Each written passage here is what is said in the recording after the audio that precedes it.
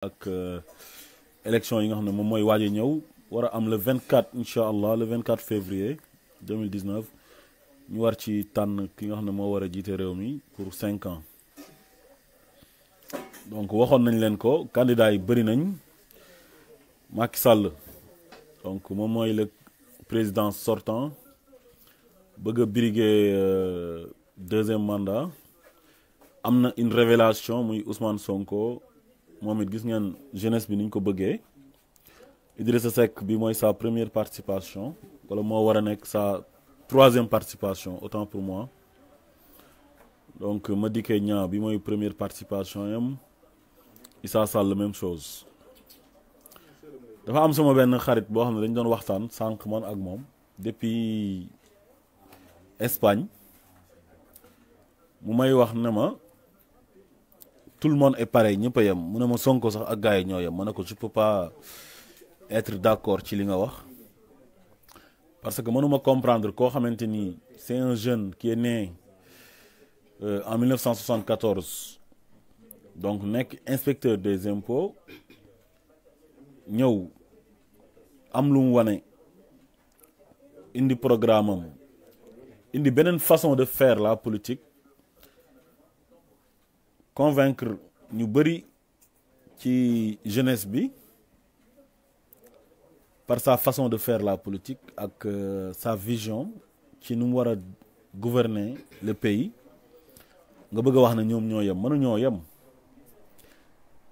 mu ne ma kooku tamit ci système bi la nekkoon ma ne ko non loolu tamit mënuma ko d'accord parce que système bi mooy nguur gi gouvernement bi mais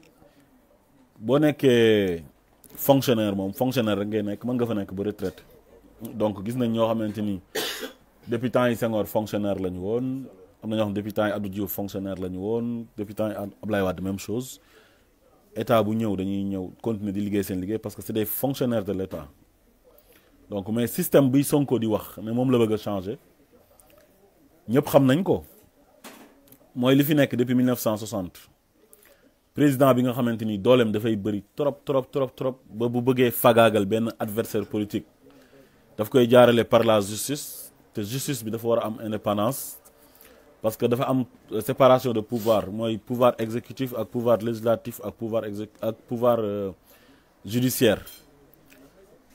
kon donc loolu lu métti la ñu def ko ci constitution bi ne yooyu yëpp bu ci nekk dafa am pouvoir boppam te exécutif bi gis nañ ne day manipuler ñaar yi ci des te yeneen ñaar yi du manipuler exécutif bi kon loolu c'est un problème à régler te Sonko loolu wax na ko ne su ñëwee loolu dafa war a dëñ ñu tàqali ko loolu définitivement parce que justice dafa am solo ci réew parce que imaginez tey nga jël nit ñu tooñ ko ñu àtte ko àtte boo xamante ni jaarul yoon wala nit tooñ nit ba pare ñu condamné ki nga xamante ni moom lañ tooñ wala nit ñëw ëpp nit doole jël justice bi daf ko armé pour dal ci kaw kooku comme le cas de Khalifa Sall yàgg nañ ko wax gis nañ ko ci président yi fi jaar yëpp ñu amoon yaakaar ci Macky Sall ne bu ñëwee loolu ça va cesser dafay jeex mais bu mu ñëwee dafa gën a pire donc loolu bokk na ci Sonko lim ñu proposé ci comme programme tegal ñu ko ci table bi ne loolu dafay jeex Sénégal nag duñu wax ne justice bi ñëpp dañoo indépendant juge yëpp dañoo indépendant duñu wax loolu mais sama classe gi nga xam ne ay nit la ñu tekkiwul dara ñooñu tey jii bu ñu demee Sénégal bon wala ñu contentieux am wala affaire pénale wala leneen ñooñu mën nañ leen àtte bu jaar yoon mais instrumentalisation bi nga xam ne président bi daf koy instrumentaliser la justice jël ay juge teg leen ci kanam pour ñooñu di ko xeexal ay adversaire politique am di ko defal ay règlement de compte loolu moo jaaduwul quoi loolu la ñuy wax mais yeneen juges yi nga xamante ni ñoom ils sont libres ils sont indépendants ñooñu duñu nekk au devant dañ leen di affecté dans les régions les plus reculées wala ñu bàyyi leen foofu ci tribunal bu Dakar wala ci tribunaux yi nekk dans la banlieue comme bu Pikine ak Guédiawaye ak yooyu noonu su ko defee ñu nekk fa di def seen liggéey comme ni mu waree te du feeñ te kenn du ko xam mais nag ñi nga xam ne ñoom ñooy def sale boulot bi te nangu ko accepté ko ñooñu la ñuy def ay président cour d'appel def leen ay président cour de cassation wala ñu def leen président tribunal grande instance ak yooyu noonu su ko defee nag ñu man di def le sale boulot di defal président bi li nga xam ne moom la bëgg donc te loolu il faut ñu tàqali ko ak moom te Sonko promettre nañu loolu laa wax sama waa ji ba tey ne ko koo xamante ni masul jaar ci gouvernement wanewul ay preuve am mais kooku comme ñun dañuy tànn di essayer amaguñ luñ bëgg mais mënuñu ko juger instant bii nii il faut ñu fal ko ba pare pour mën ko juger donc koo xam ne masta falu masul bokk ci système bi kooku vraiment mënoo ko juger kenn waxul na nag moom mooy Messi bi bu ñëwee donc lépp day baax kenn waxul loolu mais yaakaar rek lañ am comme nu ñu amee woon yaakaar ci ñi nga xam ne ñoom ñoo commencé woon depuis 1960 waaw donc nag boo toogee nag ne ñëpp a yem j'espère que donc yow yaa ngi encouragé li nga xamante ni moom moo fi am te ñëpp mënuñoo bokk yem tout le monde n'est pas pareil olof nee na bu ñëpp yemoon am na ñoo xam ne dinañ gedd seen ay cër te comme dañoo nekk ci tànn di choisir je préfère man ci sama xalaat bu gàtt ak sama vision man sama gis-gis mooy ñu tànn koo xamante ni masta toog ñu xool lan la indi ndax moom après dinañ def évaluation xool moom lu mu indi ak ñi nga xamante ni ñoom ñoo ko jiitu woon mooy précédent mi ñoom lan lañ fi bàyyi su ko defee ñu def évaluation xool ndax am na avancement wala am na recul ndax dañoo reculer wala dañoo avancer donc loolu c'est très important beneen bi ma ñëw ci ba tey ci doole président bi bokk na ci la caisse noire c'est 8 milliards de francs CFA donc te loolu amul benn traçabilité kenn du ko leeral lim ciy def kenn xamu ko lu ko neex la ciy def bu ko neexee chaque année bu ñu ko joxee 8 milliards am mu jël 1 milliard jox jabaram wala mu jox doomam wala mu jox ay xaritam may leen ko te kenn du ko contrôler bu ko defee day enrichir ay nit mën na dem ci di ci corrompre ay nit pour ñu ñëw ci kaayam mën na ci corrompre ay nit pour ñu noppi mën na ci corrompre ay juge pour ñu defal ko sale boulot mën na ci corrompre ay inspecteur des impôts pour ñu dalal ko ci ay adversaire am mën na ci tamit corrompre corps de contrôle yi comme ay waa IGE waa ay OFNAC wala mu corrompre ci waa Cour des comptes wala CENTIF wala ñeneen ak ñeneen pour ñu dalal ko ci ay adversaire politique am pour épingler leen pour après moom li nga xam ne daf koy soxla mu am ko donc kon kenn waxul ne président warul am fonds de roulement bi muy liggéey parce que ñu ñoo ko fal dinañ ko jox li muy liggéey nit boo ko santee liggéey da nga koy jox ne ko lii ngay liggéeyee da nga koy jox benn budget bu muy liggéey mais loolu dañ ko war a wàññi ba pare dañ ko war a contrôler dañ ko war a dafa war a am traçabilité toujours lépp lu mu ciy def te 8 milliards boobu ñun ñoo ko moom suñu xaalis la l'argent du contribuable la su ma demee ci boutique bi jënd fa ceeb jënd fa suukar wala lu ma mënti jënd wala ma jógee bitim réew dem dédouaner wala ma am sama petite et moyenne entreprise moo xam SARL wala SA impôt yooyu noonu may fay ay taxes yu may fay yooyu yëpp 8 milliards yi la ci la bokk donc nag c'est pas normal loolu yëpp man ma fay ko ba pare après ñu jël ko jox ko benn nit xam nga boo xam ne ñun ñoo ko fal pour mu ciy xeex ak ay adversaires di ci def ay règlement de compte su fekkoon sax da koy jaarale ci yoon ñu mën a xam nga ñu koy comptabiliser nu mu koy jëfandikoo at bii nii ñaata la frais voyage am bii ñaata la ci def xam nga wala durant tout son mandat lii la ci def ñu mën ko évaluer xam exactement nan la demee mu leer su ko defee sénégalais yi xam seen xaalis fan lay dugg quoi c'est très important parce que tey man su ma amoon xaalis jël benn entrepreneur sant ko liggéey na ko tabaxal ma wala defal ma lii wala dara xaalis bi ma koy jox dañ koy comptabiliser dinaa xam ñaata tonne ciment la jënd wala ñaata fer la jënd wala ñaata béton wala suuf wala peinture wala leneen ak leneen dafa war a leer nañ ñi quoi loolu moo tax société yëpp day am comptable ñuy comptabiliser lépp pour ñu mën a xam ñoom nan lay mbir mi di doxee quoi te dafa war a dox ci transparence c'est très important moom gouvernance sobre et vertueuse la ñu waxoon mais moom sa façon de gouverner ñun gisuñ ci lu sobre gisuñ ci loo xam ne dafa vertueuse donc loolu ñun gisuñ ko ci moom parce que ñuy far ci moom toujours ñu ngi leen di épingler ci ay rapport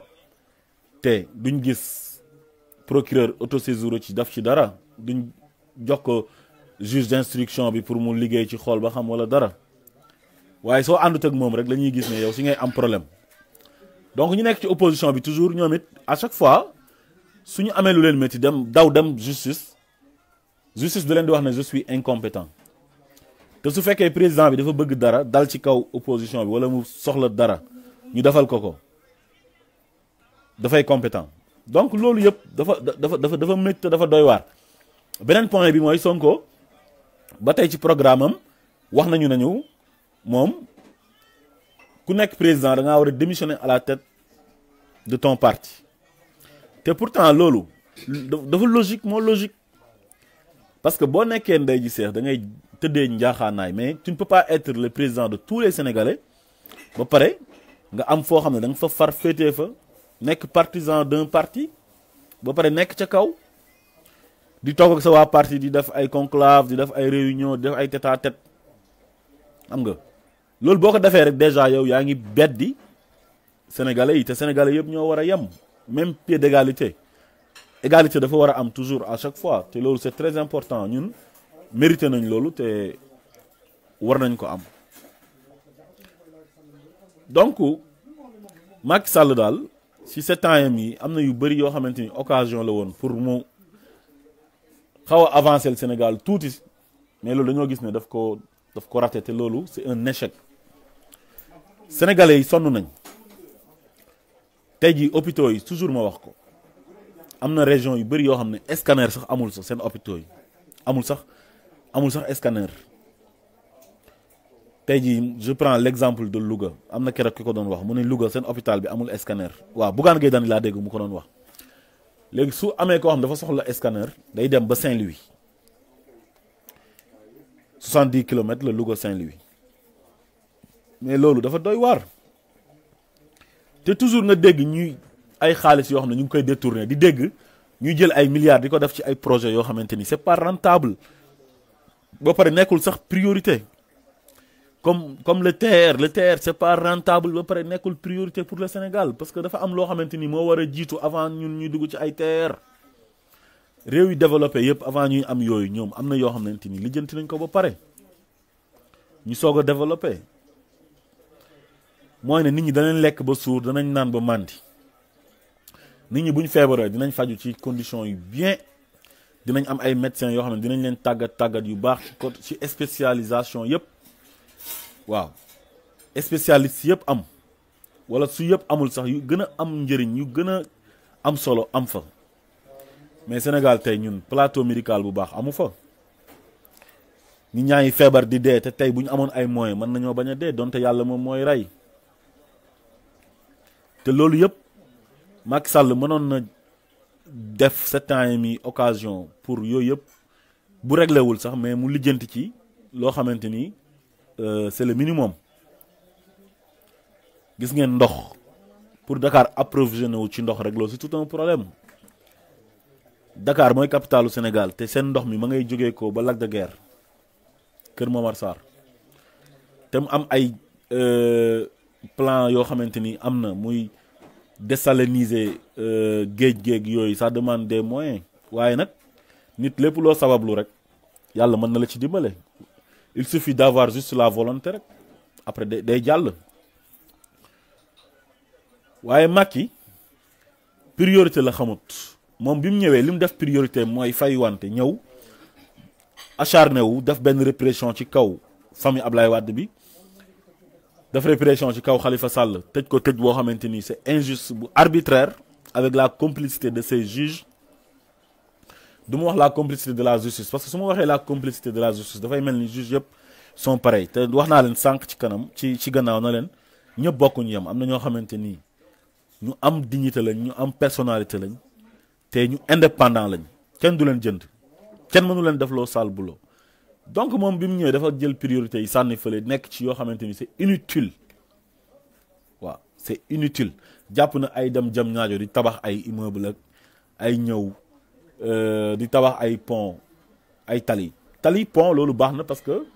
bokk na ci voie de développement réew bu bëgg a développer di nga am ay yoon yu baax nit ñi di dem di ñëw mu yomb mais dafa am fu mu ko concentré te dafa bëgg a ñëw def lu raw li Ablaye Wade defoon parce que Wade mooy premier président bu osé pour def de grands chantiers comme autoroute à péage ak yeneen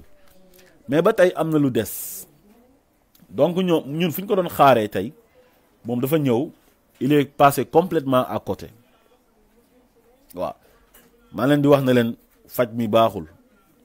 njàng mi ba tey même chose conditions yi xale yi di jàngee doy na waar métti na abri provisoire chaque jour ma fàttali leen ko ne mu ngi am ba léegi ci Sénégal mu ngi am famine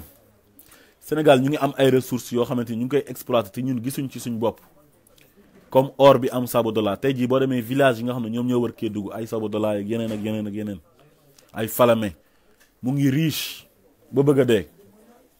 waaye ña fa dëkk pour ñu am saako ceeb sax c'est tout un problème te ñu ngi exploiter or bi di ko jël di ko yóbbu ay yeneen dëkk te nit ñi duñ ko gis est-ce que mas nañ am benn président bu toog wax ñu ci or bi nañu suñu or bi ñun waa Sénégal nga xam ne ñun ñoo ko bokk lii leen ciy am fii leen koy dugal yéen lii ngeen ciy am xamuñ ci dara. Zircon bi la même chose mais xam ngeen ne loolu dafa métti te suñ moytuwul pétrole bi ça va se passer la même chose noonu lay demee ça va être la même chose donc nag il nous faut des dirigeants yoo xamante ni dañoo ragal yàlla bëgg Sénégal ñëw jël xaalisu Sénégal bi jaarale ko ci yoon di ko delloo ci sénégalais yi président bu mel noonu lañ bëgg malheureusement ñun jot a amagum ñun gisaguñ ci suñu bopp dëgg. Nous avons besoin d'un vrai changement nous avons besoin de bons dirigeants yoo xamante ni buñ ñëwee dañuy jiital intérêt Sénégal yi mais imaginez tey da ngay gis Sénégal ay nit ñoo xamante ni ay politiciens rek lañ amuñ beneen métier wala suñu amee métier tamit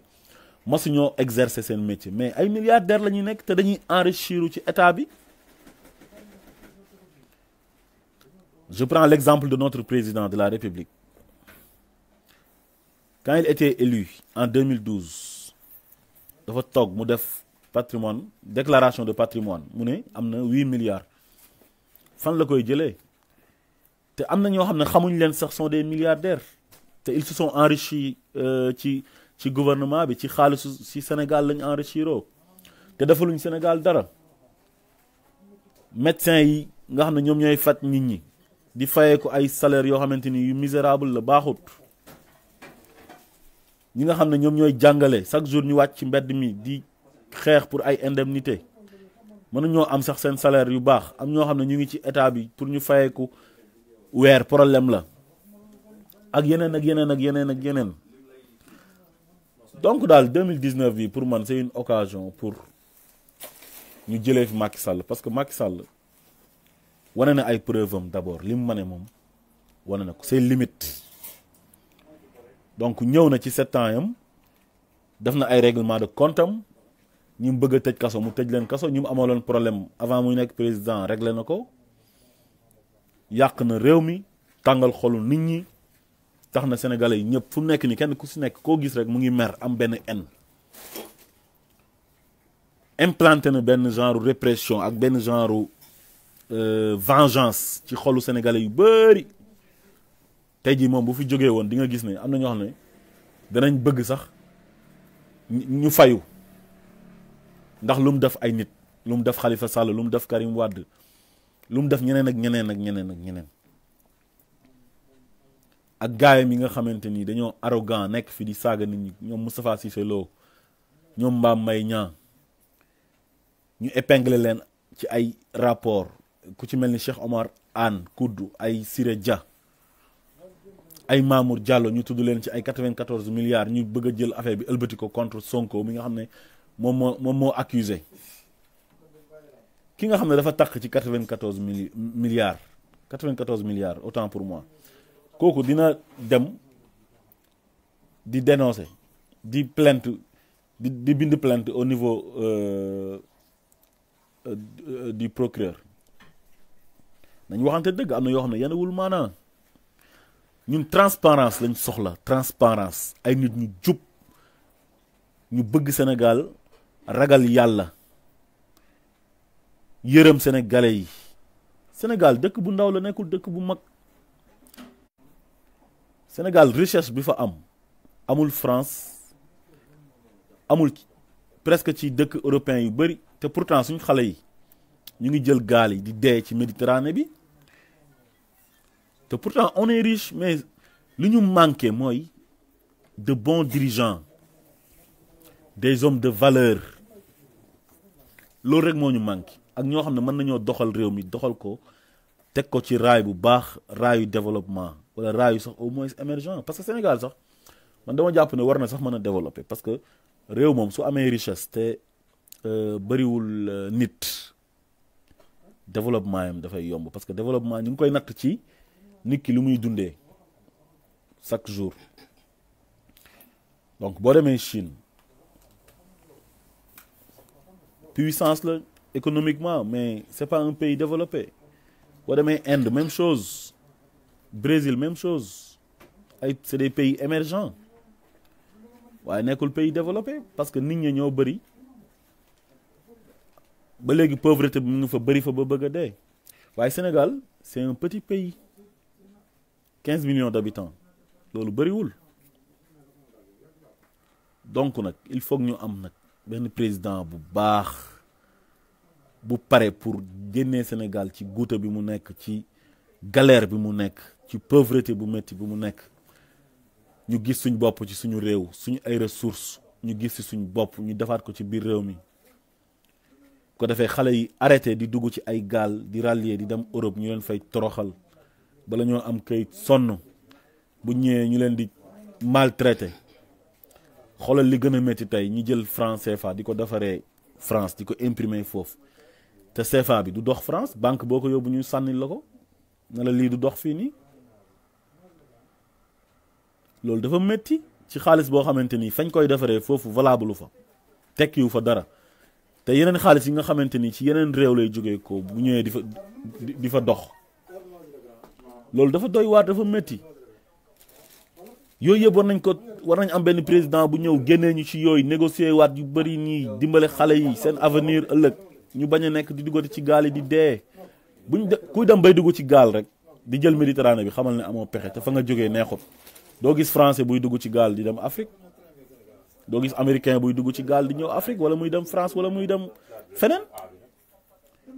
parce que seen dëkk bu ñu fa nekkee ñoom même bu ñu amul lu ne gàññi sax dina tane kon daal nañu yeewu xippi suñu bët yi xam nga xool bu baax a baax fan lañu war a jëm donc ma ñëw ci Ablaye Wade moom tey la war a dem Sénégal instant bi xam naa war na wàcc waaye dañ koy wax rek ne ko su fekkee ne dafa neutre croiser les bras man je pense qu'il soutient Macky Sall parce que ñaari nit bu ñuy xeex boo ñëwee soo àttewul rek yow dañoo jàpp ne yaa ngi sot soo àttewul rek yaa ngi sot te Sénégal instant bi toll na foo xamante ni il faut ñu génnee ko ci loxo Macky Sall pour mu mën a baax parce que Macky yàq na réew mi ci 7 ans yi Abdoulaye Wade nag boo bëggee dimbale Sénégalais yi wala patriotisme bi ngay ootee xam nañ ne vous êtes un patriote vous êtes un grand monsieur ku bëgg Sénégal nga parce que âge bi nga am ba léegi nga topp ci Sénégal di défendre intérêt Sénégal yi mooy ne bëgg nga Sénégal heure bi mënoon nga dem noppalu ji waaye defoo ko waaye ku bëgg réewam rek moo jàpp ne dafa war di liggéey ba xëy génn àdduna te yàlla na yéex ñu ngi lay ñaanal nga gudd fan lool waaye daal lu ñu lay ñaan mooy nga soutenir kenn ci candidat yi pour ñu jëlee fi Macky Sall loolu daal lañ lay ñaan sa doom nag Karim Wade war nga ñoo leeralal yan condition lañ ko libéré yan condition la amee grâce ba dem Qatar toog fa te mënta ñëw Sénégal ay lettre la doon bind di def ay vidéo deful sax vidéo di def ay message vocal ci ay WhatsApp te WhatsApp ñëpp xam nañ ne c'est privé bu defoon sax vidéo Facebook ñëpp gis ko xam Karim Wade ci lu mu nekk xam ne Karim Wade mii moo wax lii waaye lettre yi wóoruñu moo ko bind message vocal yi nit ñi di wax tamit ñun dégguñ ko kenn partagé wu ko donc Ablaye Wade wax ñu lan moo xew ci diggante Macky Sall ak Karim Wade libération bi nan la demee ak lan moo tax nga ñuy imposer Karim Wade wan ñu nañu candidat la dafay ñëw di nax sénégalais yi ñun yàgg ngeen ñoo nax naan ñu Karim Wade dina ñëw ñëpp toog di xaar te Karim Wade ñëwut loolu dafa war a leer Karim Wade bu fekkee ne dafa am ay ambition présidentielle pour Sénégal il faut qu'il descende sur le terrain il faut que mu wàcc il faut que mu ñeme affronter terrain bi comme yow ni ñu ko defee woon créer sa parti de 1974 à 2000 nga jël pouvoir bi xeex dugg kaso def lu nekk wàcc ci mbedd mi am nga mérite ñëpp xam nañ loolu ñëpp xam nañ ko yow tey ci héros wu Sénégal yi nga bokk waaw parce que tey da ngaa ñafe pour accéder au pouvoir ñëpp xam nañ sa bëgg gi nga bëgg Sénégal mais nag Karim Wade dafa war a def la même chose que vous monsieur le président Ablaye Wade ñun daal bëgg nañ nga soutenir kenn ci candidat yi su fekkee ne bëgg nga li fi nekk jógee fi béy wéy na mbuus ba pare soo naree taxaw ne élection du am loolu dañoo jàpp ne loolu ay wax la rek waaye élection gëm nañ ne dina am parce que gëm nañ ne mënoo empêcher pour élection am waaye jàppaleel kenn comme lii am na ba pare Karim Wade seetaan na ba ñu éliminer ko ñëwut ci terrain bi éliminer nañ ko ba pare fu mu nekk nii c'est trop tard bu ngeen fi naree boo fi naree nekk ne da ngay dem Sénégal pour empêcher